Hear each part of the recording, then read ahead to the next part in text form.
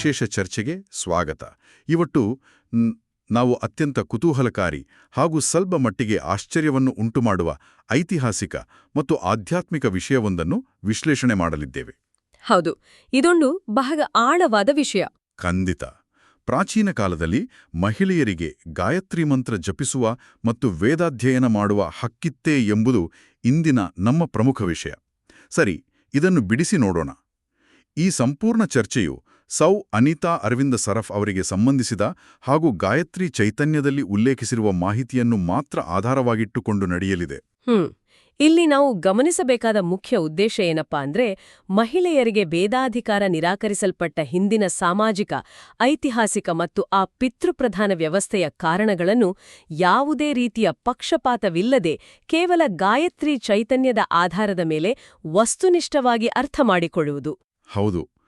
ಪ್ರಾಚೀನ ಕಾಲದ ನೈಜ ಚಿತ್ರಣಕ್ಕೂ ಮತ್ತು ಇಂದಿನ ನಂಬಿಕೆಗಳಿಗೂ ಇರುವ ಅಗಾಧವಾದ ವ್ಯತ್ಯಾಸವನ್ನು ನಾವು ನೋಡಲಿದ್ದೇವೆ. ಹಾಗಾದ್ರೆ ಪ್ರಾಚೀನ ಕಾಲದಲ್ಲಿ ಸ್ತ್ರೀ-ಪುರುಷ ಸಮಾನತೆ ಹೇಗಿತ್ತು ಎಂಬುದರಿಂದಲೇ ಆರಂಭಿಸೋಣ. ಖಂಡಿತ. ವಿವಾಹ ಸಂಸ್ಕಾರದ ಸಪ್ತಪದಿಯ ಮಹತ್ವವನ್ನ ಗಾಯತ್ರಿ ಚೈತನ್ಯದಲ್ಲಿ ವಿವರಿಸಿರುವ ರೀತಿ ನೋಡಿದ್ರೆ ಆಗಿನ ಸಮಾಜದ ಚಿಂತನೆ ಎಷ್ಟೊಂದು ಉನ್ನತ ಮಟ್ಟದಲ್ಲಿತ್ತು ಅನ್ನೋದು ಅರ್ಥವಾಗುತ್ತಲ್ವಾ? ಹೌದು, ಆ ಮಂತ್ರಗಳೇ ಅದನ್ನು ಸಾರಿಜೇಳುತ್ತವೆ. ವರನು ತನ್ನನ್ನು ತಾನು ಸಾಮವೇದ ಹಾಗೂ ವಧುವನ್ನು ಋಗ್ವೇದ ಅಂಟೆ ವರ್ಣಿಸ್ತಾನೆ. ಅಂದರೆ ಮದುವೆಯಾಗುತ್ತಿರುವ ಇಬ್ಬರು ವೇದಸ್ವರೂಪಿಗಳು. ಇಬ್ಬರೂ ಸಮಾನರು ಅಂತ. ಇದೊಂದು ಅದ್ಭುತವಾದ ಸಮಾನತೆಯ ಸಂದೇಶ. ಎಲ್ಲಿಯೂ ಮೇಲೂ ಕೀಳು ಎಂಬ ಭಾವನೆಯೇ ಇಲ್ಲ. ಆ ಸಮಾನತೆ ಕೇವಲ ಸಾಂಕೇತಿಕವಾಗಿರಲಿಲ್ಲ, ಅದು ಆಗಿನ ಸಮಾಜದ ವಾಸ್ತವಿಕ ಅಡಿಪಾಯವಾಗಿತ್ತು. ಅರ್ಧಾಂಗಿನಿ ಅನ್ನೋ ಪರಿಕಲ್ಪನೆಯನ್ನು ನಾವಿಲ್ಲಿ ಬಹಳ ಆಳವಾಗಿ ಅರ್ಥ ಮಾಡ್ಕೊಳ್ಬೇಕು. ಇಂದಿನ ದಿನಗಳಲ್ಲಿ ಅರ್ಧಾಂಗಿನಿ ಅಂದ್ರೆ ಕೇವಲ ಒಂದು ಗೌರವ ಸೂಚಕ ಪದ ಎಂಬಂತೆ ಬಳಸ್ತಾರೆ. ಅದೇ ಸಮಸ್ಯೆ. ಆದ್ರೆ ಪ್ರಾಚೀನ ಕಾಲದಲ್ಲಿ ಪತ್ನಿ ಇಲ್ಲದೆ ಪತಿವೆ ಯಾವುದೇ ಯಜ್ಞ ಯಾಗಾದಿಗಳನ್ನು ಮಾಡುವ ಅಧಿಕಾರವೇ ಇರಲಿಲ್ಲ. ಇದು ಬಹಳ ಕಡ್ಡಾಯವಾದ ನಿಯಮವಾಗಿತ್ತು. ಉದಾಹರಣೆಗೆ ಶ್ರೀರಾಮನ ಉದಾಹರಣೆ ಅಲ್ವಾ? ಹೌದು. ಶ್ರೀರಾಮನು ಅಶ್ವಮೇಧ ಯಾಗ ಮಾಡುವಾಗ ಸೀತೆಯೂ ಕಾಡಿನಲ್ಲಿದ್ದ ಕಾರಣ ಆ ಯಾಗವನ್ನು ಮಾಡಲು ಸಾಧ್ಯವಾಗುತ್ತಿರಲಿಲ್ಲ. ಯಾಗದ ಪೂರ್ಣತೆಗಾಗಿ ಮತ್ತು ಶಾಸ್ತ್ರದ ನಿಯಮವನ್ನು ಪಾಲಿಸುವುದಕ್ಕಾಗಿ ಸೀತೆಯ ಸುವರ್ಣ ಪ್ರತಿಮೆಯನ್ನು ಇಟ್ಟುಕೊಂಡು ಆ ಯಜ್ಞವನ್ನು ಪೂರೈಸುತ್ತಾನೆ. ಅಂದ್ರೆ ಯಜ್ಞದಂತಹ ಮಹತ್ ಕಾರ್ಯದಲ್ಲಿ ಹೆಂಡತಿಯ ಭೌತಿಕ ಉಪಸ್ಥಿತಿ ಅಥವಾ ಆಕೆಯ ಪ್ರತಿನಿಧಿತ್ವವಾದರೂ ಇರಲೇಬೇಕಿತ್ತು ಅನ್ನೋದು ಸ್ಪಷ್ಟವಾಗ್ತದೆ. ಮತ್ತೊಂದು ಪೌರಾಣಿಕ ಉದಾಹರಣೆ ಎಂದರೆ, ಆ ಬ್ರಹ್ಮದೇವರು ಪುಷ್ಕರ ತೀರ್ಥದಲ್ಲಿ ಯಜ್ಞ ಮಾಡುವಾಗ ಸಾವಿತ್ರಿಯ ಅನುಪಸ್ಥಿತಿಯಲ್ಲಿ ಗಾಯತ್ರಿಯನ್ನು ವಿವಾಹವಾಗಬೇಕಾಗಿ ಬರ್ತದೆ. ಓಹೋ, ಹೌದು. ಯಜ್ಞದ ಮುಹೂರ್ತ ಮೀರ್ತಿದ್ರೂ ಪತ್ನಿ ಇಲ್ಲದೆ ಯಜ್ಞ ಕೂರುವಂತಿಲ್ಲ ಎಂಬ ಆ ಕಟ್ಟುನಿಟ್ಟಿನ ನಿಯಮ ಇದ್ದಿದ್ರಿಂದಲೇ ಆ ಸನ್ನಿವೇಶ ಸೃಷ್ಟಿಯಾಗ್ತದೆ. ಖಂಡಿತ. ಪತ್ನಿಯ ಸಹಭಾಗಿತ್ವವಿಲ್ಲದೆ ಧಾರ್ಮಿಕ ಕಾರ್ಯಗಳು ಸಂಪೂರ್ಣವಾಗಿ ಅಪೂರ್ಣ. ರಥದ 2 ಚಕ್ರಗಳಂತೆ ಪುರುಷ ಮತ್ತು ಮಹಿಳೆಯನ್ನು ಸಮಾನವಾಗಿ ಕಾಣಲಾಗುತ್ತಿತ್ತು. ಇಲ್ಲಿಯೇ ಮತ್ತೊಂದು ಅತ್ಯಂತ ಕುತೂಹಲದ ವಿಷಯ ಬರ್ತದೆ. ಅದೇ ಉಪನಯನ ಮತ್ತು ವೇದಾಧಿಕಾರ. ಇದು ಬಹಳ ಮುಖ್ಯ. ಇಂದು ಜನಿವಾರ ಅಥವಾ ಉಪನಯನ ಎಂದರೆ ಕೇವಲ ಗಂಡು ಮಕ್ಕಳಿಗೆ ಮಾತ್ರ ಸೀಮಿತ ಎಂಬ ನಂಬಿಕೆ ಇದೆ. ಆದರೆ ಮಹಿಳೆಯರಿಗೂ ಉಪನಯನ ಸಂಸ್ಕಾರ ಕಡ್ಡಾಯವಾಗಿತ್ತು ಎಂದು ಗಾಯತ್ರಿ ಚೈತನ್ಯದಲ್ಲಿ ಬಹಳ ಸ್ಪಷ್ಟವಾಗಿ ಉಲ್ಲೇಖಿಸಲಾಗಿದೆ. ಇದು ನಿಜಕ್ಕೂ ಆಶ್ಚರ್ಯಕರವಾದ ಐತಿಹಾಸಿಕ ಸತ್ಯ. ಮಹರ್ಷಿ ಹಾರಿತರ ಪ್ರಕಾರ ವಿವಾಹದ ಸಮಯದಲ್ಲಿ ಪತಿ ಪತ್ನಿ ಇಬ್ಬರೂ ಒಟ್ಟಿಗೆ ಅಗ್ನಿಗೆ ಆಹುತಿಗಳನ್ನು ನೀಡಬೇಕಾಗಿತ್ತು. ಹೌದು, ಇಬ್ಬರಿಗೂ ಪ್ರಾಣಾಯಾಮದ ಅಗತ್ಯವಿತ್ತು. ನಿಖರವಾಗಿ ಹೇಳಿದ್ದೀರಿ. ಪ್ರಾಣಾಯಾಮದಲ್ಲಿ ಗಾಯತ್ರಿ ಮಂತ್ರದ ಉಪಸ್ಥಿತಿ ಅನಿವಾರ್ಯವಾಗಿರೋದ್ರಿಂದ ವಧುವಿಗೆ ವಿವಾಹಕ್ಕೂ ಮುನ್ನ ಬ್ರಹ್ಮೋಪದೇಶ ಅಥವಾ ಆ ಉಪನಯನ ಕಡ್ಡಾಯವಾಗಿ ಆಗಲೇಬೇಕಾಗಿತ್ತು. ಉಪನಯನವಿಲ್ಲದ ಸ್ತ್ರೀ ಅಥವಾ ಪುರುಷರನ್ನು, ಅಂದ್ರೆ ಜ್ಞಾನದ ದೀಕ್ಷೆ ಪಡೆಯದವರನ್ನು ಶೂದ್ರರು ಅಂತ ಕರೆಯಲಾಗುತ್ತಿತ್ತು ಅಲ್ವಾ? ಆ ಕಾಲದಲ್ಲಿ ಜ್ಞಾನಾರ್ಜನೆಗೆ ಲಿಂಗಭೇದ ಇರಲಿಲ್ಲ. ಇದಕ್ಕೊಂದು ಅದ್ಭುತವಾದ ಸಾಹಿತ್ಯಿಕ ಪುರಾವೆ ಕೂಡ ಗಾಯತ್ರಿ ಚೈತನ್ಯದಲ್ಲಿದೆ. 7ನೇ ಶತಮಾನದ ಬಾಣಭಟ್ಟನ ಕಾದಂಬರಿ ಕೃತಿಯಲ್ಲಿ ಸ್ತ್ರೀಯರು ಜನಿವಾರ ಧರಿಸುತ್ತಿದ್ದ ಬಗ್ಗೆ ಸ್ಪಷ್ಟವಾದ ಉಲ್ಲೇಖವಿದೆ. ಹೌದು, ಮಹಿಳೆಯರನ್ನು ಬ್ರಹ್ಮಸೂತ್ರೇನ ಪವಿತ್ರೀಕೃತ ಕಾಯಾಮಂತ ವರ್ಣಿಸಲಾಗಿದೆ. ಅಂದ್ರೆ ಜನಿವಾರದಿಂದ ಪವಿತ್ರವಾದ ದೇಹವನ್ನು ಹೊಂದಿದ್ದವರು ಎಂದು. ಇದಕ್ಕಿಂತ ಪ್ರಬಲವಾದ ಸಾಕ್ಷಿ ಇನ್ನೇನು ಬೇಕು? ಅದೇ. ಇಷ್ಟೆಲ್ಲ ಸ್ಪಷ್ಟವಾದ ಪುರಾವೆಗಳಿದ್ರೂ ಮಹಿಳೆಯರನ್ನು ವೇದಾಧ್ಯಯನದಿಂದ ಮತ್ತು ಗಾಯತ್ರಿ ಮಂತ್ರದಿಂದ ಏಕೆ ಸಂಪೂರ್ಣವಾಗಿ ದೂರವಿಡಲಾಯಿತು ಎಂಬುದು ದೊಡ್ಡ ಪ್ರಶ್ನೆ. ಇಲ್ಲಿ ಕತೆ ನಿಜಕ್ಕೂ ಒಂದು ಕರಾಳ ತಿರುವನ್ನು ಪಡೆಯುತ್ತದೆ. ಇದು ನಾವು ಗಂಭೀರವಾಗಿ ವಿಶ್ಲೇಷಿಸಬೇಕಾದ ವಿಷಯ. ಬದಲಾವಣೆಗಳು ಒಂದೇ ದಿನದಲ್ಲಿ ಆಗೋದಿಲ್ಲ. ಗಾಯತ್ರಿ ಮಂತ್ರವು ಅಸಾಮಾನ್ಯ ಶಕ್ತಿಯನ್ನು ಹೊಂದಿರುವ ಮಂತ್ರ. ಈ ಶಕ್ತಿಯ ದುರ್ಬಳಕೆ ಆಗಬಾರದು ಎಂಬ ಕಾರಣಕ್ಕೆ ಪ್ರಾಚೀನ ಕಾಲದಲ್ಲಿ ಇದನ್ನು ಅತ್ಯಂತ ರಹಸ್ಯವಾಗಿಡಲಾಗಿತ್ತು. ಹೌದು, ಕೇವಲ ಯೋಗ್ಯ ಸಾಧಕರಿಗೆ ಮಾತ್ರ ಬೋಧಿಸಲಾಗುತ್ತಿತ್ತು. ಇಲ್ಲಿ ಗಮನಿಸಿ, ಅಯೋಗ್ಯರು ಎಂಬ ಪದವು ಆಗ ಸ್ತ್ರೀ ಮತ್ತು ಪುರುಷ ಇಬ್ಬರಿಗೂ ಅನ್ವಯಿಸುತ್ತಿತ್ತು. ಯಾರಿಗೆ ಆ ನಿಯಮಗಳನ್ನು ಪಾಲಿಸುವ ಶಿಸ್ತು ಇರಲಿಲ್ಲವೋ ಅವರನ್ನು ಅಯೋಗ್ಯರು ಎನ್ನಲಾಗುತ್ತಿತ್ತು. ಆದರೆ ಕಾಲಕ್ರಮೇಣ ಈ ನಿಯಮವನ್ನು ಸಂಪೂರ್ಣವಾಗಿ ಸ್ತ್ರೀಯರ ವಿರುದ್ಧ ತಿರುಚಲಾಯಿತು ಅಲ್ವಾ? ಹೌದು, ಪುರುಷರು ಮಾತ್ರ ವೇದಾಧ್ಯಯನಕ್ಕೆ ಯೋಗ್ಯರು ಮತ್ತು ಸ್ತ್ರೀಯರೆಲ್ಲರೂ ಜನ್ಮತಃ ಅಯೋಗ್ಯರು ಎಂಬ ತಪ್ಪು ಕಲ್ಪನೆಯನ್ನು ವ್ಯವಸ್ಥಿತವಾಗಿ ಬಿತ್ತಲಾಯಿತು. ಗಾಯತ್ರಿ ಚೈತನ್ಯದಲ್ಲಿ ಪ್ರಸ್ತಾಪಿಸಿರುವ ಒಂದು ಅಂಶವಂತೂ ನಿಜಕ್ಕೂ ಆಘಾತಕಾರಿಯಾಗಿದೆ. ಮಹಿಳೆಯರು ಗಾಯತ್ರಿ ಮಂತ್ರ ಜಪಿಸಿದರೆ ಅವರ ಗರ್ಭಕೋಶಕ್ಕೆ ಹಾನಿಯಾಗುತ್ತದೆ ಮತ್ತು ಅವರು ಬಂಜೆಯರಾಗುತ್ತಾರೆ ಎಂಬ ಸುಳ್ಳು ಭಯವನ್ನು ಸಮಾಜದಲ್ಲಿ ಹುಟ್ಟುಹಾಕಲಾಯಿತು.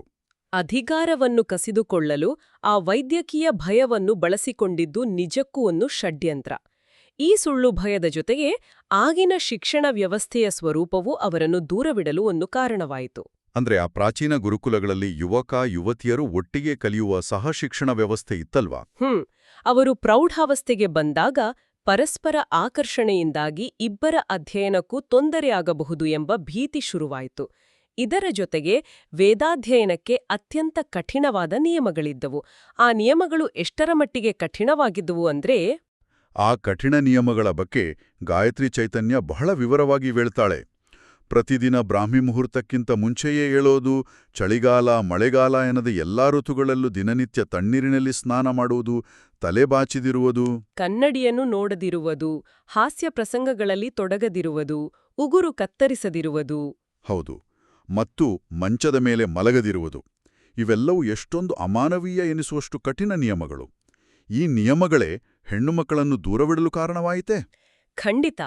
ಈ ಎಲ್ಲಾ ಕಠಿಣ ನಿಯಮಗಳನ್ನು ಪಾಲಿಸುವುದು ಹೆಣ್ಣುಮಕ್ಕಳಿಗೆ ಶಾರೀರಿಕವಾಗಿ ಮತ್ತು ಮಾನಸಿಕವಾಗಿ ಕಷ್ಟವಾಗಬಹುದು. ಅವರ ನೈಸರ್ಗಿಕ ಬೆಳವಣಿಗೆಗೆ ತೊಂದರೆಯಾಗಬಹುದು ಎಂಬ ಕಾರಣಕ್ಕೆ ಪುರುಷರು ಬಹುಶಃ ಏಕಪಕ್ಷೀಯ ನಿರ್ಣಯ ತೆಗೆದುಕೊಂಡರು. ಅವರ ರಕ್ಷಣೆಯ ನೆಪದಲ್ಲಿ ಅವರನ್ನು ವೇದಾಧ್ಯಯನದಿಂದ ಹಿಂದೆ ಕರೆತರಲಾಯಿತು. ಇದರ ಜೊತೆಗೆ ಕೆಲವು ಪೂರ್ವ ಮೀಮಾಂಸಕರು, ಅಂದ್ರೆ ಕೇವಲ ಕರ್ಮಕಾಂಡದಲ್ಲಿ ನಿರತರಾದವರು, ಒಂದು ಹೊಸ ಸಿದ್ಧಾಂತವನ್ನು ಹುಟ್ಟುಹಾಕಿದರು. ಸ್ತ್ರೀಯರಿಗೆ ಗೃಹಸ್ಥಾಶ್ರಮವೇ ಅತ್ಯುತ್ತಮವೆಂದು ಪ್ರತಿಪಾದಿಸಿದರು. ಮನೆಗೆಲಸಗಳೇ ಅವರ ನಿತ್ಯ ಕರ್ಮವೆಂದು, ಅದನ್ನೇ ಭಕ್ತಿಯಿಂದ ಮಾಡಿದ್ರೆ ಯಜ್ಞದ ಫಲ ಸಿಗುತ್ತದೆ, ಮೋಕ್ಷ ಸಿಗುತ್ತದೆ ಅಂತ ಬಿಂಬಿಸಿದ್ರು ಅಲ್ವಾ? ಹೌದು. ಇದು ಎಷ್ಟು ಕುತಂತ್ರದ ನಡೆಯೆಂದರೆ, ಮಹಿಳೆಯರಿಗೆ ಯಾವುದೇ ರೀತಿಯ ಅಸಮಾಧಾನವಾಗದಂತೆ ಹೊಗಳಿ ಪರೋಕ್ಷವಾಗಿ ಅವರ ಜಗತ್ತನ್ನು ಕೇವಲ ಮನೆಯ 4 ಗೋಡೆಗಳಿಗೆ ಸೀಮಿತಗೊಳಿಸಲಾಯಿತು. ಅವರ ಬೌದ್ಧಿಕ ಬೆಳವಣಿಗೆಯ ದಾರಿಗಳನ್ನು ಸಂಪೂರ್ಣವಾಗಿ ಮುಚ್ಚಲಾಯಿತು. ಇಲ್ಲಿಂದಲೇ ಸಾಮಾಜಿಕ ಅಭದ್ರತೆ ಮತ್ತು ಪಿತೃಪ್ರಧಾನ ವ್ಯವಸ್ಥೆಯ ಪ್ರಭಾವ ಶುರುವಾಗುತ್ತೆ. ಸರಿ, ಈ ಐತಿಹಾಸಿಕ ಪಲ್ಲಟವನ್ನು ಇನ್ನಷ್ಟು ಆಳವಾಗಿ ವಿಶ್ಲೇಷಿಸೋಣ. 14 ಮತ್ತು 15ನೇ ಶತಮಾನದಲ್ಲಿ ಭಾರತದ ಮೇಲೆ ಯವನರ ಆಕ್ರಮಣಗಳು ಹೆಚ್ಚಾದವು. ನಂತರ ಬ್ರಿಟಿಷರ ಆಳ್ವಿಕೆ ಬಂತು. ಈ ವಿದೇಶಿ ಆಕ್ರಮಣಗಳ ಸಮಯದಲ್ಲಿ ಏನಾಯಿತು? ಅದು ಮಹಿಳೆಯರ ವೇದಾಧಿಕಾರದ ಮೇಲೆ ಹೇಗೆ ಪ್ರಭಾವ ಬೀರಿತು? ಆ ಕಾಲಘಟ್ಟದಲ್ಲಿ ಮಹಿಳೆಯರ ಮೇಲಿನ ದೌರ್ಜನ್ಯಗಳು ವಿಪರೀತವಾಗಿ ಹೆಚ್ಚಾದವು. ಗಾಯತ್ರಿ ಚೈತನ್ಯದಲ್ಲಿ ವಿವರಿಸಿರುವಂತೆ ಗಾಯತ್ರಿ ಉಪಾಸನೆಯಿಂದ ವ್ಯಕ್ತಿಯಲ್ಲಿ ಒಂದು ವಿಶಿಷ್ಟವಾದ ತೇಜಸ್ಸು ಮೂಡುತ್ತದೆ. ಹೌದು, ಮಹಿಳೆಯರು ನಿರಂತರವಾಗಿ ಈ ಉಪಾಸನೆ ಮಾಡಿದಾಗ ಅವರ ಮುಖದಲ್ಲಿನ ತೇಜಸ್ಸು ಮತ್ತು ಸೌಂದರ್ಯ ಮತ್ತಷ್ಟು ಹೆಚ್ಚಾಗಿ ಅವರು ಆಕ್ರಮಣಕಾರರ ಕಣ್ಣಿಗೆ ಸುಲಭವಾಗಿ ಬೀಳ್ದಿರಲಿ ಎಂಬ ಕಾರಣಕ್ಕೆ ಅಂದಿನ ಧಾರ್ಮಿಕ ಮುಖಂಡರು ತಾತ್ಕಾಲಿಕವಾಗಿ ಮಹಿಳೆಯರಿಗೆ ವೇದಾಧ್ಯಯನವನ್ನು ನಿಲ್ಲಿಸಿದರು.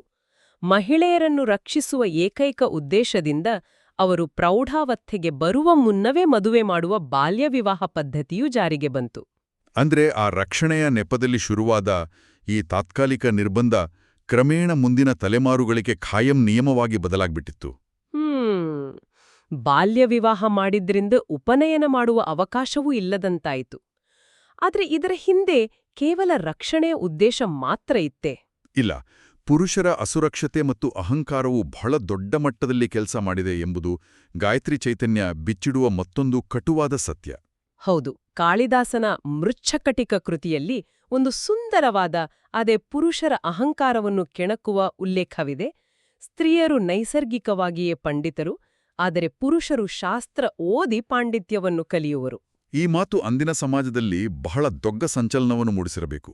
ಮಹಿಳೆಯರಲ್ಲಿ ಸಹಜವಾಗಿರುವ ಭಕ್ತಿ ಮತ್ತು ನಿಷ್ಠೆಯಿಂದಾಗಿ ಅವರು ವೇದವಿದ್ಯೆಯನ್ನು ಪುರುಷರಿಗಿಂತ ಬಹಳ ಬೇಗನೆ ಕಲಿತು ಆತ್ಮಸಾಕ್ಷಾತ್ಕಾರದತ್ತ ಸಾಗುತ್ತಿದ್ರು. ಯೋಗವಾಸಿಷ್ಠದಲ್ಲಿ ಬರುವ ಲೀಲಾ ಪ್ರಕರಣ ಮತ್ತು ಚೂಡಾಲಾಖ್ಯಾನಗಳಲ್ಲಿ ಇದರ ಸ್ಪಷ್ಟ ಉದಾಹರಣೆಗಳಿವೆ. ಆ ಕಥೆಗಳಲ್ಲಿ ಮಹಿಳೆಯರು ಯೋಗಸಿದ್ಧಿಯಲ್ಲಿ ತಮ್ಮ ಪತಿಯರಿಗಿಂತ ಮೇಲೇರಿ ಆ ಪುರುಷರಿಗೆ ಪಾಠ ಹೇಳಿದ ಘಟನೆಗಳಿವೆ. ಹೌದು, ಅವರ ತಪ್ಪುಗಳನ್ನು ತಿದ್ದಿ ಮಾರ್ಗದರ್ಶನ ಮಾಡಿದ ಉಲ್ಲೇಖಗಳಿವೆ. ಒಂದು ಪುರುಷ ಪ್ರಧಾನ ಸಮಾಜದಲ್ಲಿ ತಮ್ಮ ಪತ್ನಿಯರು ಆಧ್ಯಾತ್ಮಿಕವಾಗಿ ತಮಗಿಂತ ಹೆಚ್ಚು ಯಶಸ್ವಿಯಾಗುವುದನ್ನು ಸಹಜವಾಗಿಯೇ ಅಸುರಕ್ಷತೆಯಿಂದ ಬಳಲಲು ಶುರುಮಾಡಿತು. ಈ ಅಸುರಕ್ಷತೆ ಎಲ್ಲಿಯವರೆಗೂ ಹೋಯಿತು ಅಂದ್ರೆ, ಸ್ವಾರ್ಥಿಗಳಾದ ಕೆಲವರು ಮೂಲ ಗ್ರಂಥಗಳನ್ನ ತಿರುಚುವ ನೀಚ ಕೆಲಸಕ್ಕೂ ಕೈಹಾಕಿದ್ರು. ಗಾಯತ್ರಿ ಚೈತನ್ಯ ಈ ಬಗ್ಗೆ ಅತ್ಯಂತ ಸ್ಪಷ್ಟವಾಗಿ ಬೆಳಕು ಚೆಲ್ಲುತ್ತದೆ. ಇದು ಕೇವಲ ಒಂದು ಆಚರಣೆಯನ್ನು ನಿಲ್ಲಿಸಿದ ಕಥೆಯಲ್ಲ, ಇತಿಹಾಸವನ್ನು ತಿದ್ದಿದ ಕಥೆ. ಖಂಡಿತ.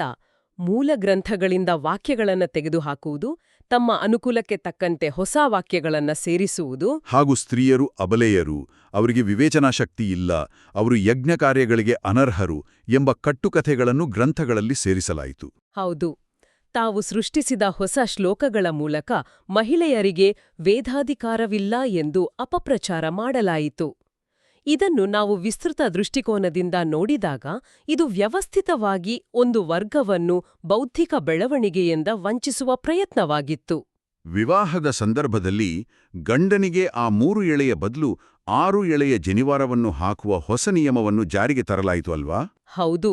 ಇದರ ಹಿಂದಿನ ತರ್ಕ ಏನೆಂದು ಹೇಳಲಾಯಿತು ಗೊತ್ತಾ? ನಿನ್ನ ಹೆಂಡತಿಯ ಪಾಲಿನ ವೇದಾಧ್ಯಯನವನ್ನು ನೀನೇ ಮಾಡಬೇಕು, ಆಕೆಯ ಪಾಲಿನ ಜನಿವಾರವನ್ನು ನೀನೇ ಧರಿಸಬೇಕು ಎಂದು. ಇದರಿಂದಾಗಿ ಮಹಿಳೆಯರು ಸಂಪೂರ್ಣವಾಗಿ ಗಾಯತ್ರಿ ಮಂತ್ರದ ಸಾಧನೆಯಿಂದ ಮತ್ತು ಜ್ಞಾನಾರ್ಜನೆಯಿಂದ ದೂರವಾದರು.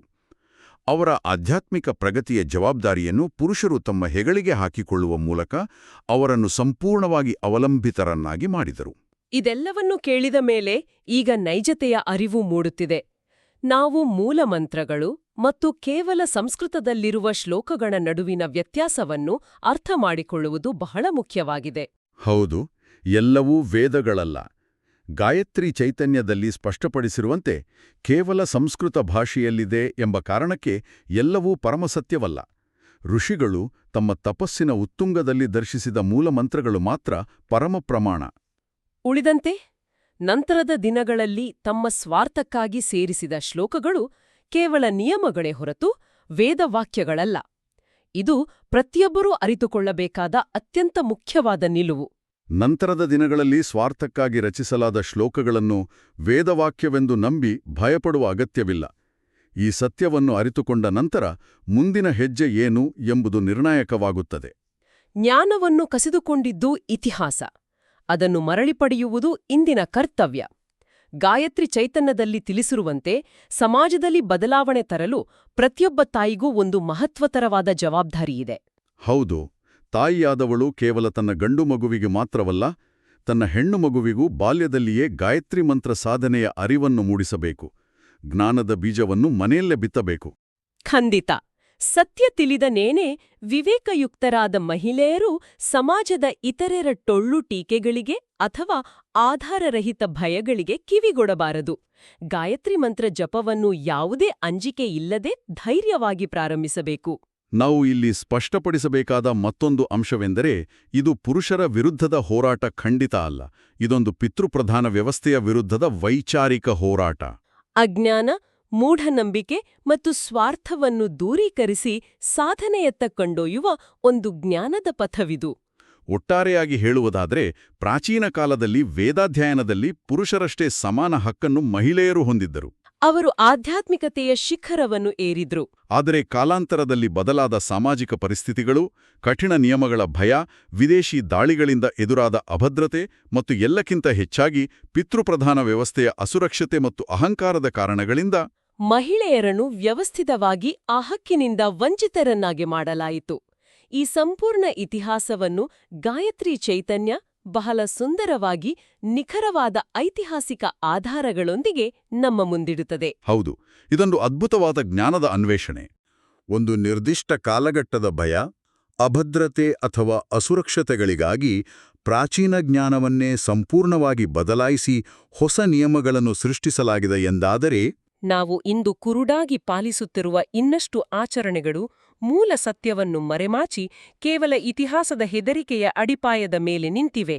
ಹೌದು, ಇದು ಪ್ರತಿಯೊಬ್ಬರೂ ಸ್ವತಃ ವಿಮರ್ಶೆ ಮಾಡಿಕೊಳ್ಳಬೇಕಾದ ಪ್ರಶ್ನೆ. ಈ ವಿಚಾರದ ಬಗ್ಗೆ ನಮ್ಮೊಂದಿಗೆ ಜೊತೆಯಾಗಿದ್ದಕ್ಕಾಗಿ ಕೇಳುಗರಿಗೆ ಹೃತ್ಪೂರ್ವಕ ಧನ್ಯವಾದಗಳು. ಮತ್ತೊಂದು ಹೊಸ ವಿಷಯದ ಅನ್ವೇಷಣೆಯೊಂದಿಗೆ ಮತ್ತೆ ಸಿಗೋಣ.